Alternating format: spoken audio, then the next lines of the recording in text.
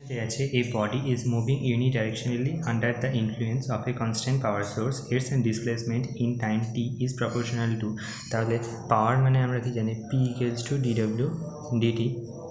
আবার এটা equals to constant দেয়া আছে ঠিক আছে তাহলে dw dt equals to constant এটা k ধরে নিয়েছি then dw equals to k dt হয়ে যাচ্ছে আমরা জানি dw equals to f dx ঠিক আছে এবার এখান থেকে f dx করে দিচ্ছি equals to k dt then f equals to mass into acceleration dx and equals to k dt করে দিচ্ছি then m টা হচ্ছে কনস্ট্যান্ট তাহলে m টা এদিকে নিয়ে চলে আসছি আর এইটা আমরা k1 করে দিচ্ছি k1 dt তাহলে k by m equals to k1 and then এখানে অ্যাক্সেলারেশনের জায়গায় v dv dx into dx equals to k1 dt এবার টোটালটাকে integration then integration v dv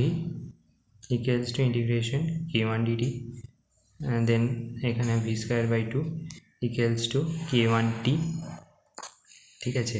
এবার v square equals to k2 t করে দিচ্ছি তাহলে 2k1 equals to k2 এবার এটা root করে দিচ্ছি তাহলে k2t তার রুট এবার আমরা কি জানি ভেলোসিটি v হচ্ছে dx dt dx dt equals to under root k2t ঠিক আছে এবার dx equals to root k2 root t dt এবার এটা ইন্টিগ্রেশন দেন এটা ইন্টিগ্রেশন করলে x আসছে x আর root k2 এটা তো কনস্ট্যান্ট বাইরে চলে আসছে তাহলে ইন্টিগ্রেশন root t dt ঠিক আছে root k2 আর root t মানে হচ্ছে t to the power half তাহলে এটা ইন্টিগ্রেশন করলে কত হয় t to the power 3/2 by 3/2 মানে 2/3 t to the power 3/2